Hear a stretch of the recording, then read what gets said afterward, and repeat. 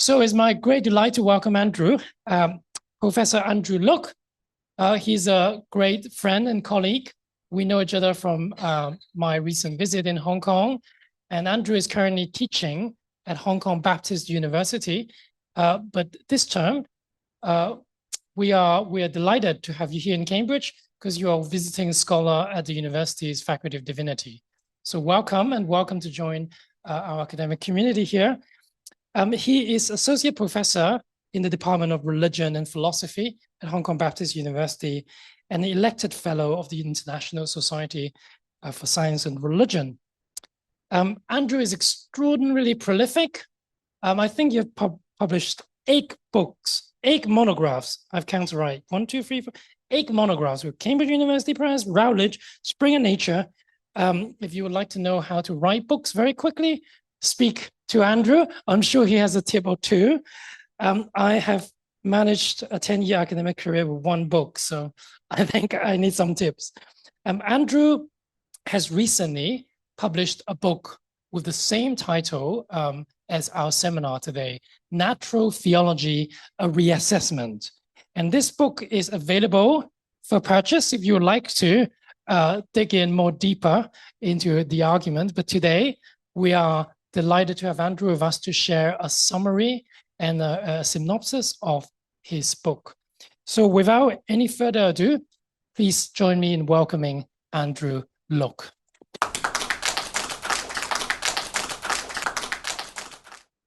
Thank you so much, Prihim, for that very generous, gracious introduction, and welcome everyone to today's talk on natural theology. So as Prihim was saying, today's talk is primarily overview of introduction to some of the contents which I present in this newly published book.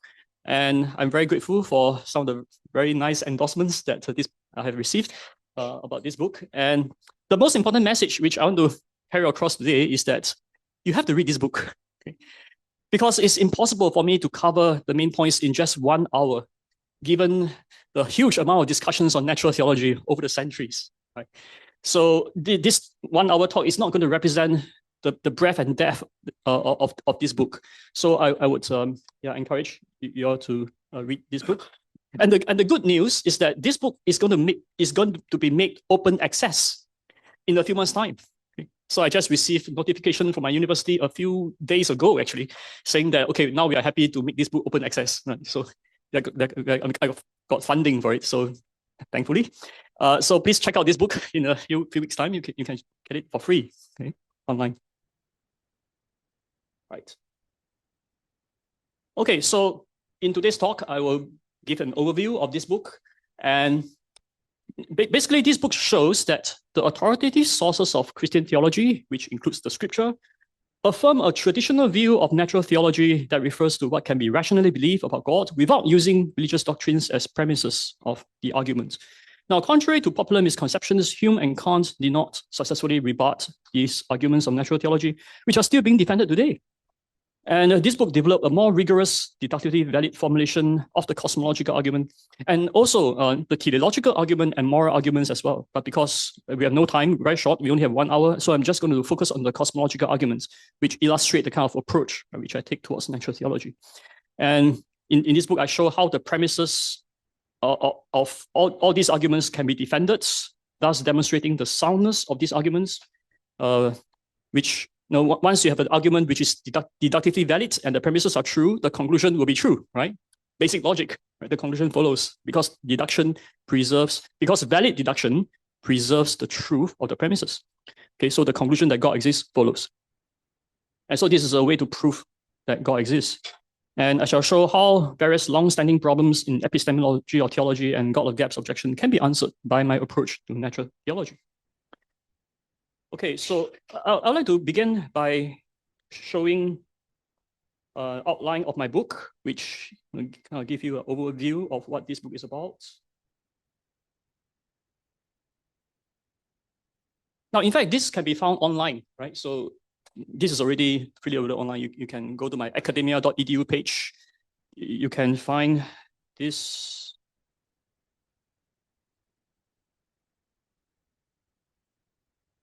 Okay, so in chapter 1, So to illustrate the breadth of scope covered in this book, in chapter 1 of this book, I talk about the doctrine of revelation and natural theology. Natural theology is based on general revelation, according to traditional Christian theology. And then I go through 6 different understandings of the notion of natural theology. Now, some of you may know that there's a debate about how do we define natural theology in the literature. Okay, so Alistair McGrath has his view, and he actually talked about 6 different understandings. Now, I actually argue for a particular understanding, right? So I argue on the basis of scripture, Greco-Roman background, and Christian tradition for the traditional view, which I just mentioned earlier on. And I also clarify what I mean by proof and evidence. And there are different understandings of cognitio, Deo incita, and cognitio, Deo acquisita. Cognitio, Deo incita basically means what we can know intuitively, right? And cognitio, Deo acquisita means what we can know by inference, right? So these are 2 different ways to think about natural theology. I affirm both of them, okay? And so so that's chapter 1. And then chapter 2, I talk about various objections and responses to natural theology. So the postmodernists and the modernists and postmodernist challenges. And then I introduce the classical and non-classical approaches to the challenges. Now, by classical, what I mean is classical apologetics. Okay, so that's what I mean. So if you look at the church fathers, all the way to modern day philosophers like William Lane Craig, Richard Swinburne, right? He'll be a classic example of the classical approach. Okay, basically using external evidence to show the reasonableness or the truth of some central Christian doctrines. So that is the classical approach, where appeal to external evidence, for example. And the non-classical approach will be, say, for example, fideism, right? By faith alone, right? So, and fideists like Karl Barth, for example, they'll say, well, we shouldn't use external evidence. We should. So they'll appeal to internal criteria, things that are internal to the Christian faith. Okay? And then presuppositionalism is an approach that is quite influential among some Reformed Christians in the evangelical circles, where you start with the Bible, to show that the Bible is true. So these are alternative kind of approach. So I call this non-classical. Okay, they are non-classical because they don't represent how the earliest Christians respond to all these challenges. Okay, so I call them non-classical. And then I point out some problems with these non-classical approaches, right? So I argue that they are actually inconsistent with the scripture itself, even though very often they appeal to scriptural passages. And so they are inconsistent in that sense. And moreover, they beg the question, right, against alternative worldviews, begging the question. Okay, so with all these problems, I'm going to set those non-classical approach aside and then develop my own classical approach. Okay, so my approach is the classical approach. And in chapter 3, I give an overview of some of these. So the classical approach use this kind of arguments, right? The cosmological argument, teleological argument, moral arguments. So these arguments use external evidences. And in chapter 3, I correct the misconception that Hume and Kant has already rebutted these arguments. And I develop these 3 arguments in particular. I gave a more rigorous formulation of these arguments and show how the truth of the premises can be defended. And therefore, these arguments do show that God exists.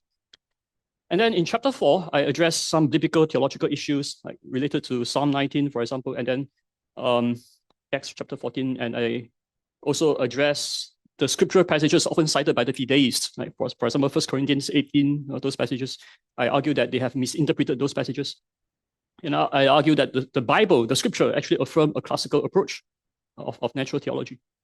And then in chapter 5, address issues like concerning epistemic authority, which has higher authority, the scripture or reason, or how do we think about these things, and noetic effect of sin, the work of the Holy Spirit. Does natural theology lead to deism? Right? These are objections that people have raised, and I answer them in this chapter. And then in chapter 6, I address some epistemological issues like epistemic foundationalism. A lot of people today think that foundationalism has been refuted already by the postmodernist challenge. Actually, this is not true. Actually, foundationalism is still being defended today in analytic philosophy. And so my epistemic approach is a foundationalist approach, without going into the errors of Descartes and others, right? So it's a modified kind of foundationalism. And I argue for the validity of the laws of logic and the criteria of sound arguments, the causal principle, and defend it against David Hume's objections. And then arguing against radical skeptical hypotheses and objections, and argue that even if we are living in a matrix world, right, even if that's the case, you can still prove that God exists. That's what I'm showing here. Okay? There must still be a first cause, I argue. We can still establish that there's a first cause and deduce that this first cause is a creator God. Okay, so this is one of the most exciting chapters in the book, actually. This is where I present the novel arguments, right, to address those radical skeptical hypotheses like matrix or brain in the vat, those things. Okay. Yeah, so this is fun. Okay. Chapter 6. So you must read this book, all right? Okay, I have no time to talk about this today. Okay, I'm sorry. Yeah, so and then chapter 7 talks about issues related to philosophy of science and religion issues. Yeah, we have no time to talk about this today. And chapter 8 about concerning epistemological thesis concerning divine transcendence and human limitation. That's chapter 8 and 9. So this is where I address issues related to apophatic theology, and also the accusation of anthropomorphism and ontotheology, right? That's the objection raised by Heidegger and his followers. Okay, so I respond to those postmodernist philosophers and theologians who have been influenced by these philosophers, and the Kant's objections address this as well, and the so-called postmodernist objections concerning constructivism, plurality of rationalities, incommensurability, the objection that arguments are open to revision, the God that and therefore we cannot be sure whether God exists or not. We cannot be sure whether these arguments are sound or not because people think that these arguments may be revised. Who knows? Maybe 100 years later, my arguments may be refuted by other arguments in the future. So because of these reasons, people are skeptical that you can prove that God exists. So I address all these objections in chapter 9. Okay. Now again, I have no time to talk about this, but this is really important. Okay, so you have to read this book. All right, and then in chapter 10, I talk about the problem of evil, right? Ambiguity on. So this is one big objection that people raise, right, about natural theology. So I talk about that in chapter 10. Okay, so as you can see, there's a lot to cover, right? And it's impossible, right, for me to cover all this issue in just less than 45 minutes. And so I'll only focus on one small part of this, this book, which is the cosmological argument, right? That's what I'm going to focus on. And I'm going to use it to illustrate the kind of approach to natural theology which I take. But before that, let me just briefly talk about the authoritative sources of the Christian tradition, the scripture, what the Bible has to say. And we know that there are passages both in the Old Testament and the New Testament that talks about nature and how it relates to God. For example, in Psalm 19, the heavens declare the glory of God.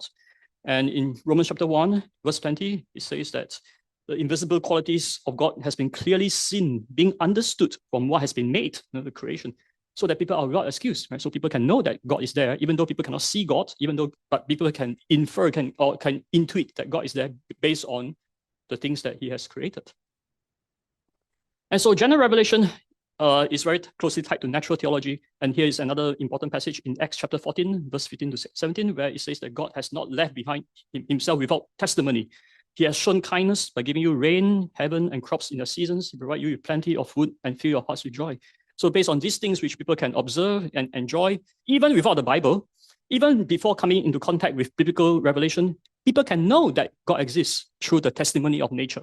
Okay, and so this is the scriptural foundation for my definition of natural theology. And so I define natural theology. I use natural theology to refer to what can be known, rationally believed, and or demonstrated about God by observing and thinking about the natural world without using the Bible, right, as premises of my arguments. And in the history of Christian thought, we have seen that early church fathers and medieval theologians and modern day philosophers like William Lane Craig, Richard Swinburne, they have used the cosmological argument, teleological arguments. So these are ways to show that there is a God, starting from premises based on observation of the natural world. And these arguments, interestingly, they did not originate with Christians. This originated with the ancient Greek philosophers who never read the Bible before, but based on their observation of the natural world, right, they infer that there is a creator God. And so, these arguments have been formulated even before the early church fathers, and then the early church fathers came along and used these arguments. And within the Roman Catholic tradition, which represent more than 1 billion individuals, the First Vatican Council declares that God can be known with certainty from consideration of created things in the natural light of human reason. And you find that this statement has been interpreted by subsequent popes as saying that we can demonstrate that God exists, right? Demonstrated and proof by arguments. It's well known how much the church value human reason in what is concerned with definitely demonstrating the existence of one personal God. Now, I cite this not because I'm Roman Catholic. Actually, I'm not Roman Catholic, right? But if you are Catholic, right, then this is your tradition, right? This is the authoritative source of your tradition. And the reason why I cite this is because this actually represents a lot of people, right? So at least officially, there are more than 1 billion Catholics in the world today. And I want to say that, and the reason why I say this is because nowadays when you tell people that you can prove that God exists, the people will look at you, are you sure? The people will be very skeptical about that, right? Because even theologians, right? Many theologians today will be very skeptical, when you say that you can prove that God exists. And so what I'm trying to say here is that actually my position is not that weird. It's kind of actually it is in the tradition, right? And is in the early church fathers and is preserved in the Roman Catholic tradition, which still represent a lot of people today. Okay, so we cannot just simply dismiss this, right? We need to, from a sociological point of view, right? We need to pay attention to this, right? Because this is the official stance of the Roman Catholic Church. All right. Which I agree with, right? Even though I'm not Roman Catholic, but I agree that we can prove that God exists. And as a Chinese, I'm deeply appreciative of the work of the missionaries to China. So, for example, the Jesuit missionaries. So again, as I said, even though I'm not a Catholic, but I deeply appreciate the work that is done by the Roman Catholic missionaries, such as Matteo Ricci, very well known. He came to China in the 16th century. And a number of important Chinese scholars, including the eminent Chinese astronomer Xu Guangqi, known as the father of modern science in China, he converted to Christianity because Matteo Ricci, he used the classical approach. He presented the arguments to show that God exists, right? The arguments of natural theology. And he also gave reasons, evidence to show that this God has revealed himself in history, in the person of Jesus Christ, and also through the church, right? So this classical approach to apologetics has been very important in missionary work in the history of Christianity. But unfortunately, this approach has become less popular nowadays compared to the time of Matteo Ricci, and one main reason is because of Hume and Kant, right? These two guys. Okay, a lot of people thought that, those arguments belong to the Middle Ages. And now we are in the modern era, and Hume and Kant has already long refuted these arguments. They have these arguments no longer work. So that is a very common impression that people have, and this kind of impression influence a lot of theologians as well. Right? People like Karl Barth and these people, they are influenced by the critiques of these arguments. However, so this is a popular view that was spread by people like Schopenhauer, who claimed that Kant dealt a death blow to cosmological arguments. And then Pannenberg, he thought that Hume and Kant has destroyed these arguments, and this has disastrous consequence on the church. Right, because religion then become no more than just an expression of our own practical needs, okay, rather than something that actually show us rather than an actual connection with the reality of God, right? But it's just our practical needs, right? And so this has disastrous effects in the history of the church. However, what a lot of people are not aware of is that Hume and Kant did not actually succeed in refuting these arguments. A lot of people thought that they had succeeded. Actually, they had not succeeded. And one important reason why I say they have not succeeded is because these arguments are still being defended today in articles and monographs published by world-leading academic publishers such as Oxford, Springer, Blackwell, Routledge. So they are still being defended today in the academia. But a lot of people are not aware of this. Right? So let me give... Sorry, guys. You have been refuted. Okay. So here are just some examples. And there's one important book which I didn't list there, but it's by Ronnie Holder, right? I think he has also published a book with Routledge, these world-leading academic publishers on ramified natural theology. And so he also presents these arguments. And then there are other examples here. And the last one is very interesting, right? The book by Jerry Walls and Trent Doherty, published in 2018, 24 or so arguments for God. At least 24 arguments, at least 24 reasons to show that God exists. Okay, so wow. And it's published by Oxford University Press, a reputable academic publisher. Okay, so Nietzsche says that God is dead, but actually Nietzsche is dead. God is still, right? So yeah, it's still very plausible, right? There's still good reason to believe that God exists. And I have also published a number of books and articles myself on all these arguments. which I list here. Of course, the latest one is this book on natural theology. So I published on the cosmological argument, teleological argument, moral arguments. And in addition, I have also published books defending the historical Jesus, the historical argument for Jesus' resurrection. Okay. And so I see natural theology and this defense of resurrection, for example, as a kind of two-stage approach, right? So two-step approach. And they complement each other very well, right? So step one, show people, and I find this to be very useful and important for reaching out to people from mainland China, for example. Many of them came from the atheist background, and for me, when I reach out to them, I will share with them step one, establish that there's a God, and step two, establish that this God has revealed himself in history by raising Jesus from the dead, and then this is enough reason for you to become a Christian. And thank God, many of them do become Christians after that. So thank God, yeah, the Holy Spirit used these arguments too. Yeah, I mean, okay, and these books, I have summarized it. So my research, I have summarized it in this book for lay people, The Biggest Questions of Existence. So that book on natural theology is very academic, right? It's very deep, but this one is for lay people. So if you have friends or students who want to find out more, you can check out this book. In fact, yeah, so this book, I'm grateful that he has endorsed, get very good endorsement from a professor at Harvard University. And in fact, I like this book so much that I brought this book. I forgot to bring my book on natural theology. I have a hard copy, but I forgot to bring it. I just bought this book. It's such a shame. But I have a few copies with me, so you can get it from me, right, at a discount price. Okay, but I'm not a bookseller. I'm not here to sell books, but just to let you all know that there are these resources, right? So this book summarizes a lot of my research and present it to the lay people.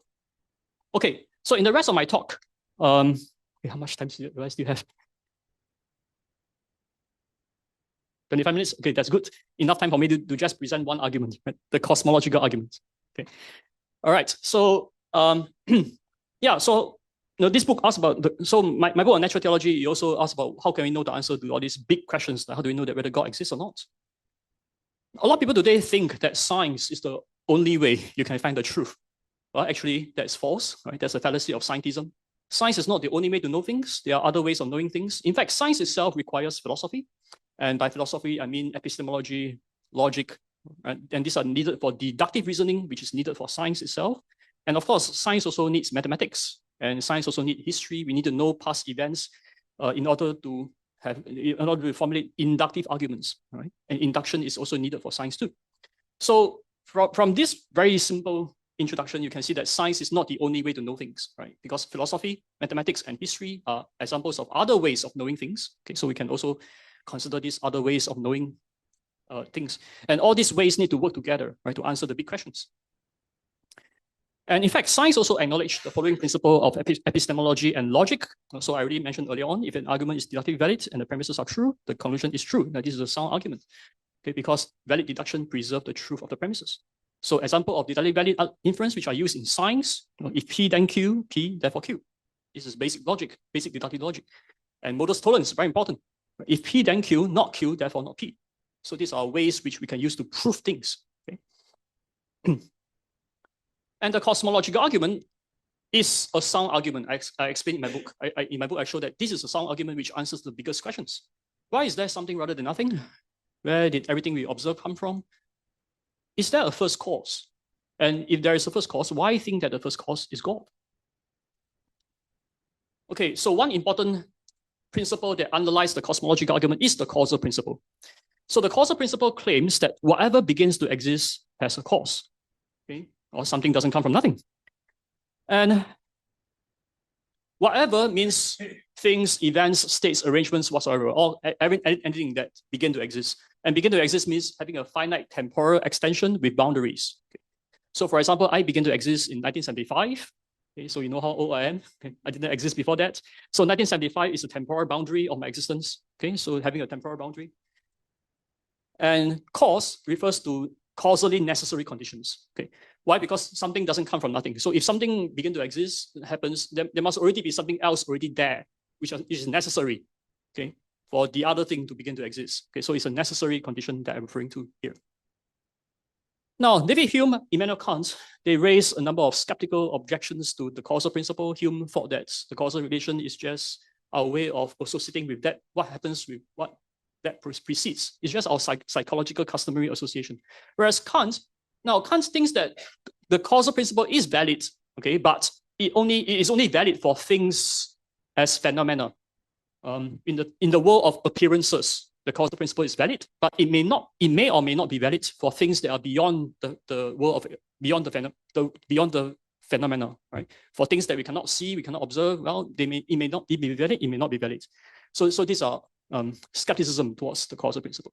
And nowadays, there are some scientists, there are some atheists who thought that causal principle, the quantum physics has also undermined the causal principle. Now, actually, this is a misconception because the quantum fluctuations, they do not came from nothing, right? You can ask Peter Buse about this after the talk. He's a physicist here. He has written an article on this.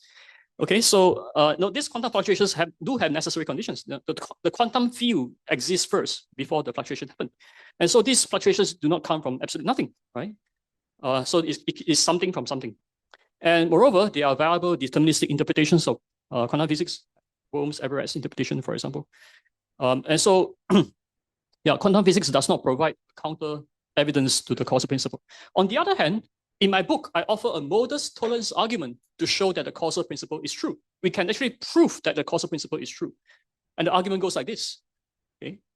So premise one, if something, say X, begin uncaused at any time, whether it's the past or future, then some other particular things like Y, which begin or could begin to exist around us now, will also begin to exist uncaused. Okay? Why? Because if something begin uncaused, then that means that there will be no cause that makes it the case that only X rather than Y begin uncaused. Moreover, the properties of X and the properties of Y, which differentiate between them in the concrete world, this difference will only be had by X and Y only when they had already begun to exist. So before they begin to exist, no, there's actually nothing that differentiates between them such that only X rather than Y begin to exist uncaused. Okay. And so what this means is that there will be no difference between X and Y where beginning to exist uncaused is concerned, given that the circumstances around us is compatible with the beginning of Y. So for example, the circumstances around me is compatible with a lion existing or tiger existing, right? So we know that these things do begin to exist. Now we see that lions begin to exist in the zoo, and so we know that these things can begin to exist, right? And so what my argument implies is that if something X begin uncaused, okay, if something ever begin to exist uncaused, then we should also expect to see a lion or tiger begin to exist uncaused now in front of me. Okay? So we should expect to see a tiger drop on my head right now, but I don't see it. Do you? No. Okay. So you don't see a tiger, lion, dinosaur pop into existence uncaused right now, right? Okay. So it's not the case that Y begin to exist uncaused. Okay. And therefore, it's not the case that something began uncaused. Okay, so this is a deductively valid argument, right? If P then Q, not Q, therefore not P. If X begins uncaused, we should also expect to see Y begin to exist uncaused now. But we don't see Y begin to exist uncaused now, therefore it's not the case that X begin uncaused, right? So this argument is deductively valid. And I have also explained why the premises are true. So that means the conclusion is true. Okay? So we can be sure that we can prove that something doesn't begin to exist uncaused. Premise, okay? And pay attention also that in premise 2, the premise 2 is referring to immediate experience, okay, not the induction of experience. And this is an important point, okay, because a lot of people today think that, oh, you believe the causal principle because of inductive experience, or just because you have observed a lot of things begin with causes, therefore you infer that everything begin to exist as a cause. Now that will be an inductive generalization, right? Now, inductive generalization face a lot of problems. It faces a lot of objections from people like Hume. However, my argument is not inductive at all. Okay, it's referring to immediate experience. I'm saying that if something ever begin to exist uncaused, then we can deduce that we should expect to see other things begin to exist uncaused in front of me right now. A tiger pop into existence uncaused. But that doesn't happen, okay? And so now I can be 100% sure of my immediate seeming, right? What it seems to me that it's not the case that something begin uncaused, right, in my seeming. And so this is something that we can be sure about. And so this is not susceptible to the objection from induction, okay? And this is an important point, right? So this shows how my argument can resist the objection of David Hume and those other people and establish that the conclusion is true. Okay, so in conclusion, the modus tollens argument is a sound argument, right? The premises are true, deduction is valid, and therefore conclusion is true. We can be sure that whatever begins to exist has a cause. It answers the objection by Hume. It also answers the objection by Kant by showing, because it says that it answers the objection by Hume by showing that the causal principle is not just our customary association, but rather whatever begin to exist is dependent on the cause to make it the case that it is X rather than Y that begin to exist. So this idea of dependence is very important. It is missing in is very important. Okay, and then it answers the objection by Kant by showing that the principle of causality has reference to everything that begin to exist and not just to things as phenomena. Okay, because if X begins uncaused, and X can refer to anything, whether is it in the phenomenal world or noumenal world or whatever world, if there's anything that begin to exist uncaused, then we should also expect to see things beginning to exist uncaused in our phenomenal world as well. And so what that means is that our phenomenal world will be totally chaotic if anything ever begin to exist uncaused. Okay, so the causal principle applies to everything and not just only to things in the phenomenal world. Okay, so once we have established the causal principle, we have demonstrated this principle, we can then use this principle to demonstrate that there must be a first cause. Okay, so we can show that there exists a series of cause and effects. So for example, I begin to exist, and so I must have a cause, my parents, and my parents begin to exist. Okay, so there exists this series. Now, causal regress will be a vicious dependence regress. Okay, since the causal regress is a vicious dependent regress, there must be a first cause. Now, to illustrate this, consider this analogy. Okay, now suppose I have no money, and in order for me to have any money, I need to depend on Puim. Okay, now suppose Pui also has no money, and in order for him to have any money, he needs to depend on Dennis. Now, suppose everybody is like that. Then obviously no one will ever have any money, right? Because everyone is dependent on the one before it, right? Because why? Because 0 plus 0 plus 0 is equals 0. This is basic mathematics, right? Okay, so no matter how many zeros there are, even if there are infinite number of zeros, it's still 0. So what is needed is that there must be a first source of money, right? There must actually be somebody who has money, who doesn't need to depend on another person, right? Given the setup of this scenario, we need such a first source of money. Now, this illustrates the point, okay? So likewise, before I begin to exist, my parents have to begin to exist first. And before they begin to exist, their parents have to begin to exist first. Now, if everyone is like this, nothing will ever begin to exist because everyone is dependent on the one before it, okay? And so what is required is, because every member of the series has 0 capacity for explaining why there are entities which begin to exist, 0 plus 0 plus 0 equals 0. So what is required is that there must be a first cause. Okay? There must be an independently existent first cause, a first cause that doesn't need to depend on another thing before it. And such a first cause must exist in order that other things would exist. And so this is a way to demonstrate that there must be a first cause using the causal principle. And after establishing this, then we answer the next question, why think that the first cause is God? Why think that it is God? Well, since the first cause is the first, it must be uncaused. Since whatever begin to exist has a cause, the first cause must be without beginning. Okay. Now, something that has no beginning doesn't need a cause because having no beginning means that it has always been there and therefore was not brought into existence. Okay. So so the first cause must be without beginning. Now, since a change is an event which has a beginning, as something gain or lose a property, that's what a change means. The beginningless first cause is not a change. It's not an event. It's not the Big Bang, for example, right? Because the Big Bang is something that happens. It has a beginning around 13.8 billion years ago, right? So since it has a beginning, it needs to have a cause, right? Whereas the first cause is something that has no cause. So the first cause cannot be the Big Bang itself. It must be something that is initially changeless without change. Okay. And so we have a first cause that is without beginning and also without change initially. Now, in order to bring about the first event, whether is it the Big Bang or whatever, from an initially changeless state, the first cause must have the following 2 properties. Firstly, it must have the capacity to bring about the first event by itself in a way that is undetermined by prior events, since the first cause is the first. And secondly, the first cause must also have the capacity to hold back its power to bring about the first event, for otherwise the first cause would not have existed beginninglessly without the first event. And so this ability to bring about the first event by itself and also to hold back from bringing about first events so that it's initially changeless, imply that the first cause has what philosophers call libertarian freedom. It must be something free in order to bring about the first event by itself and also be able to hold back from bringing about the first event. Okay, so it must be a free agent, a personal agent. So this shows that the personal first cause is distinct from and therefore is not the impersonal material universe itself. Okay, so this shows that the first cause is a personal creator God. Now, some people have asked, could the first event be a random event? Maybe we don't need free will, or maybe the first event just happened randomly from the first cause. No, it doesn't work. Why? Because by random, we mean a spontaneous change. Okay. Now, this hypothesis implies that there is a probability of between 0 to 1 of the first change arising spontaneously from an initial state of impersonal entity. And this state is unstable, and it has a disposition towards changing. Now, that's why there could be a spontaneous change, right? Random events. Now, an impersonal entity will not be able to hold back this disposition because it has no free will that will enable it to control itself and hold back this disposition. So what this means is that given a non-zero probability and the lack of stability, it will exist in the initial state, in the initial changeless state for only a finite duration, which has a beginning, and then spontaneously change, rather than existing in an initially changeless state that is without beginning. Okay. And so it doesn't work. Okay.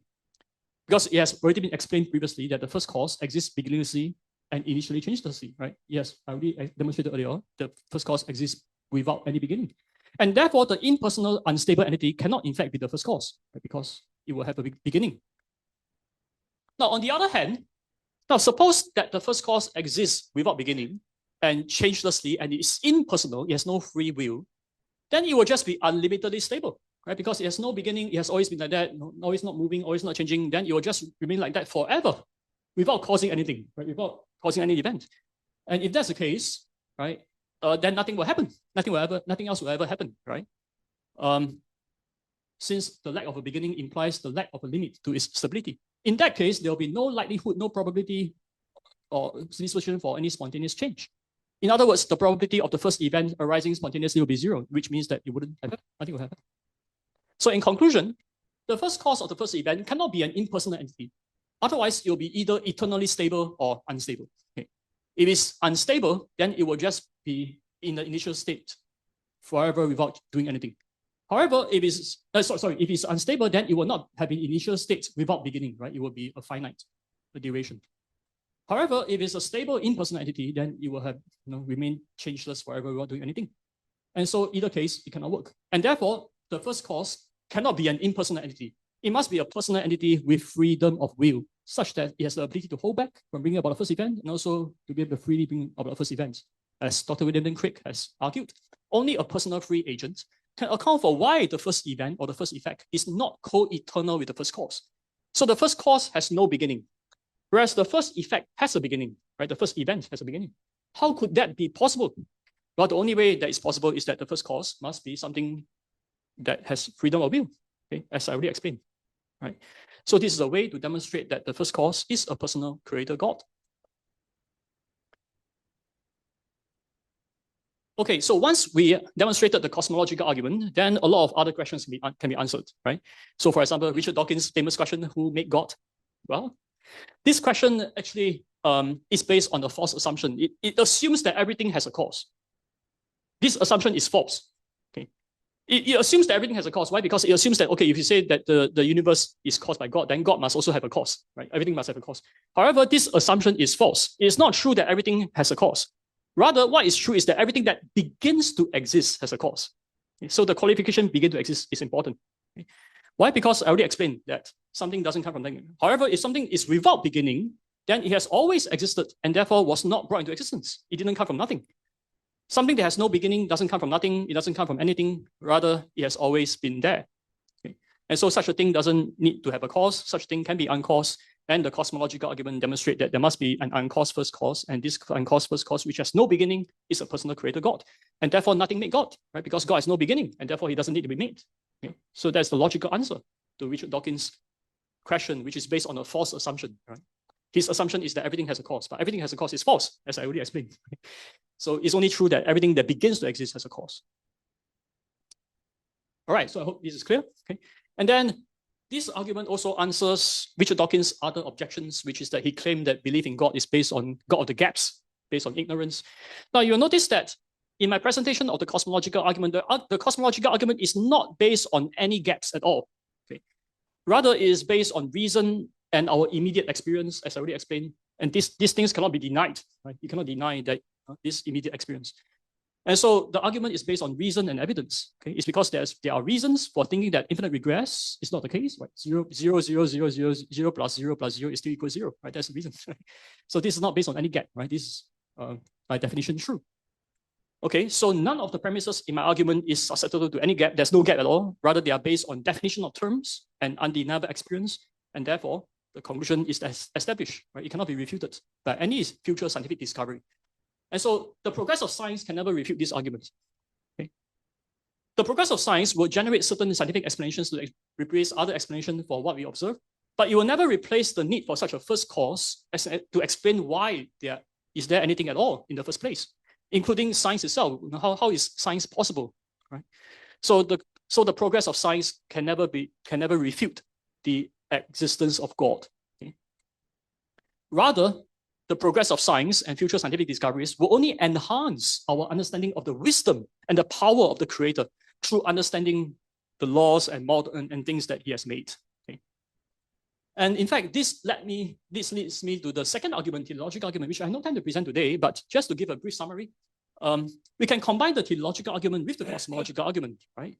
So we can say that, well, scientists have discovered so many amazing things about the natural world, including the laws of nature, right? The laws of physics. Sorry, is that time to stop? No. Okay. Is that okay? So the equations of physics, right, and the fine tuning of the universe, etc. And so I discussed all this in greater detail in my book. But the basic point is this, right? We can add one more premise, which is that in order to bring about a universe with a highly ordered laws of nature and fine tuning, the first cause must be highly intelligent. It must be a superior mind, the words of Einstein, and also enormously powerful as well, right, to bring about these things.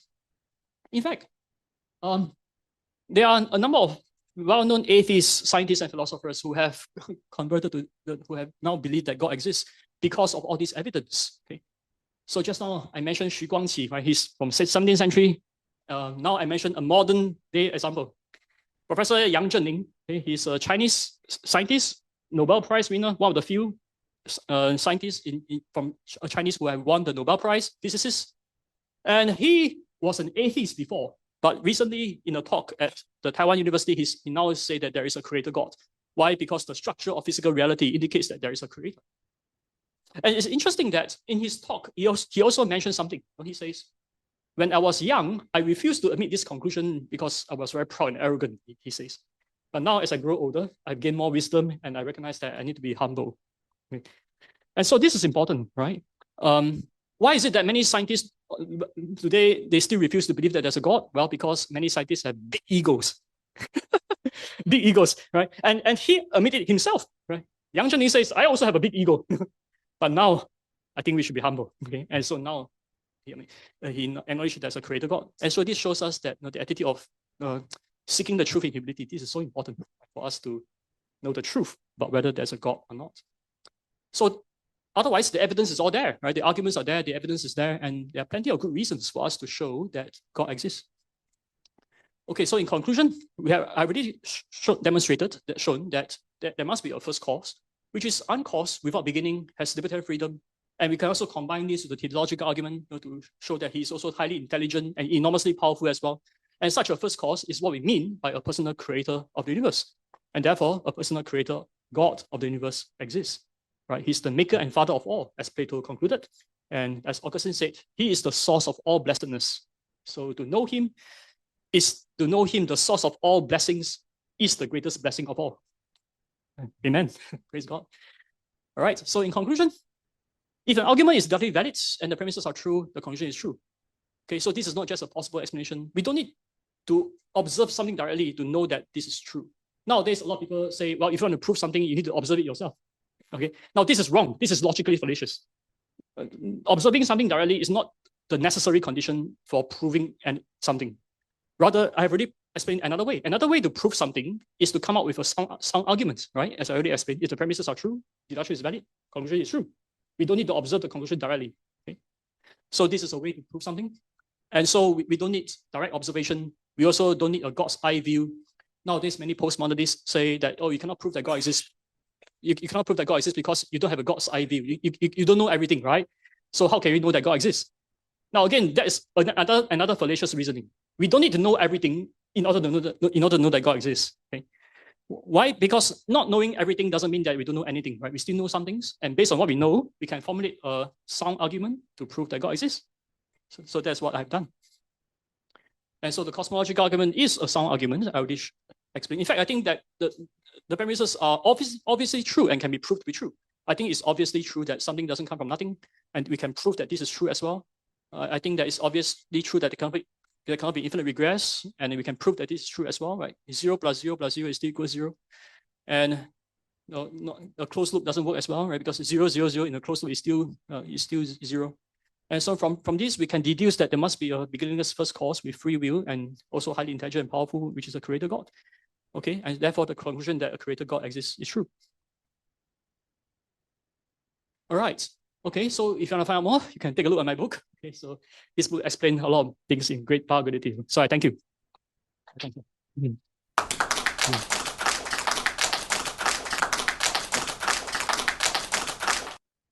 So if I've got something from this talk, that must be, we need to read the book. That's right.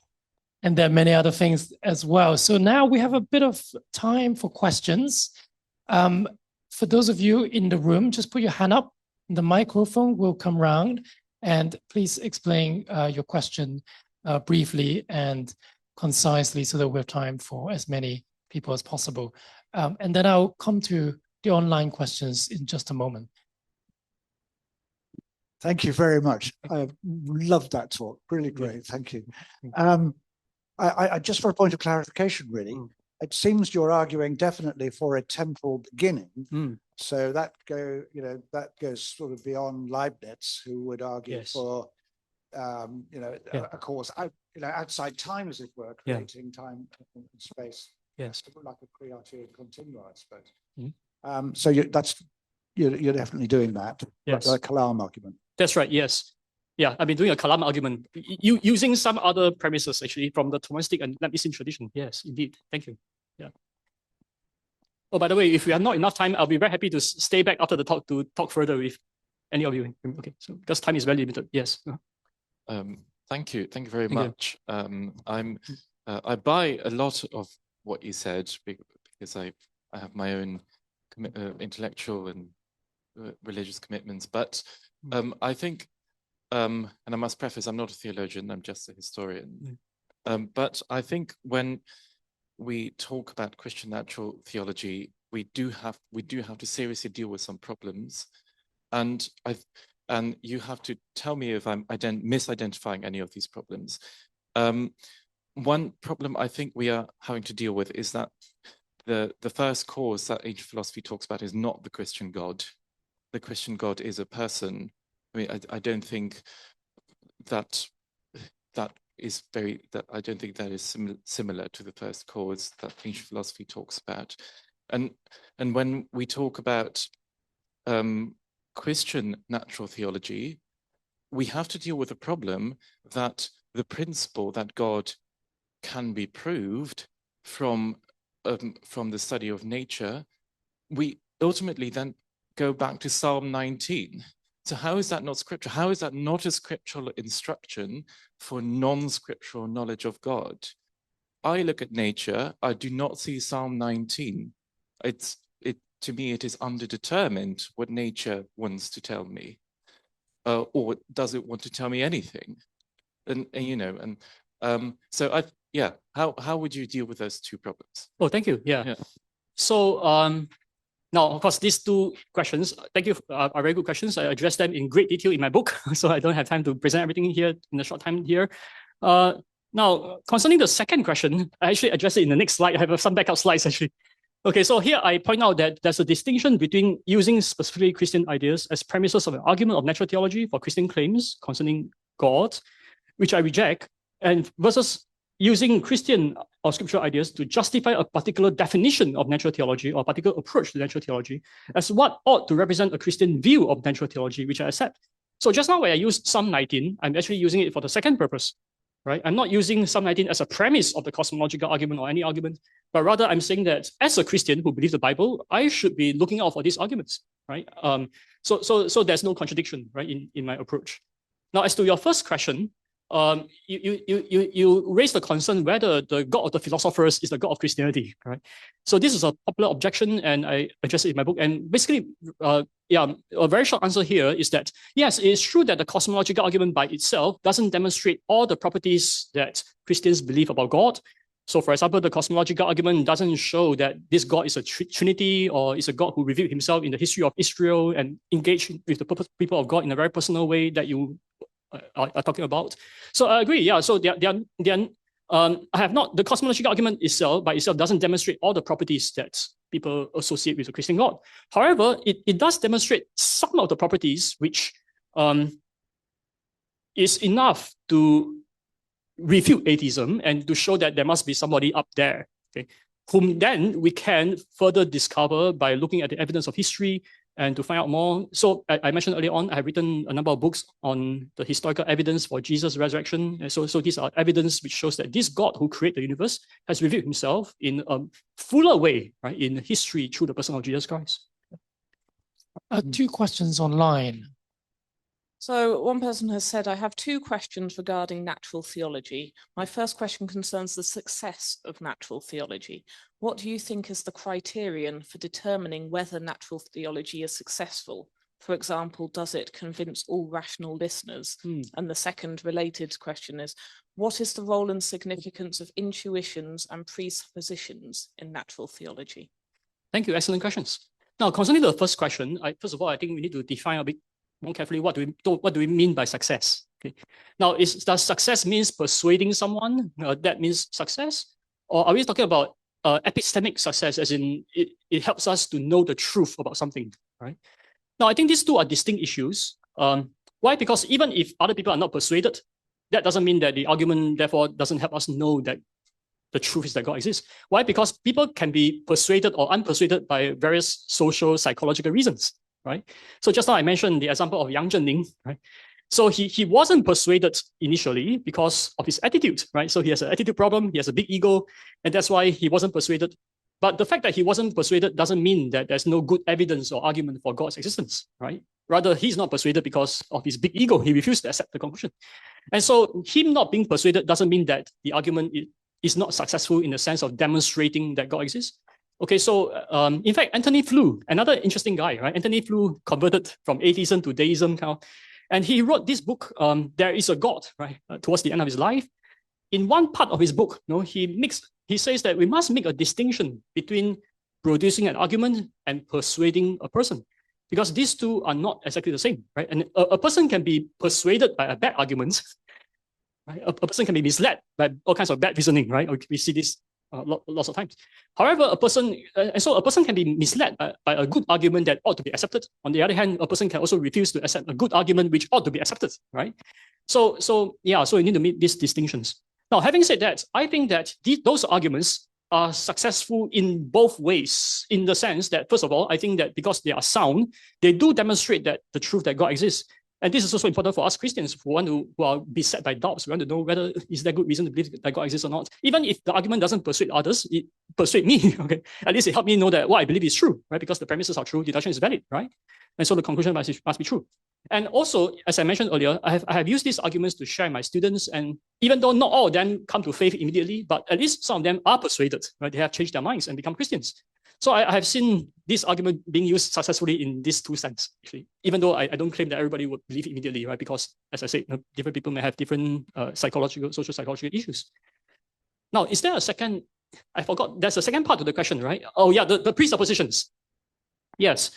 So, so in my book, I explained the presuppositions very carefully. I argued that, for example, the laws of logic and deduction, all this, right? So these are used in the arguments. Now, but these are based on understanding, right? So for example, these are based on understanding the meaning of the terms. So for example, if you understand the meaning of negation, what is the meaning of not, right? Not A or not A, then you will understand that the laws of logic, say for example, the laws of contradiction must be valid, right? Because it cannot be the case that, that there is a shapeless square, for example, right? Because when there's a shape, it means there's a square, then there must be a shape, right? It cannot be a shapeless square. So once you understand the meaning of the terms, right, you will understand that the laws of logic are valid, it cannot be violated. And so these are based on definitions of terms. Those will be the so-called presuppositions, right? So it's our understanding of definitions and also our immediate experience, right, which I also mentioned earlier on. So these are the foundations of the arguments. Yeah, thank you. So traditionally, people like Aquinas thought that Christians thought that God existed outside time. It seems to me that your discussion of the first cause is based on your viewing that it is in some sense subject to some kind of temporal structure. Very good question. Thank you.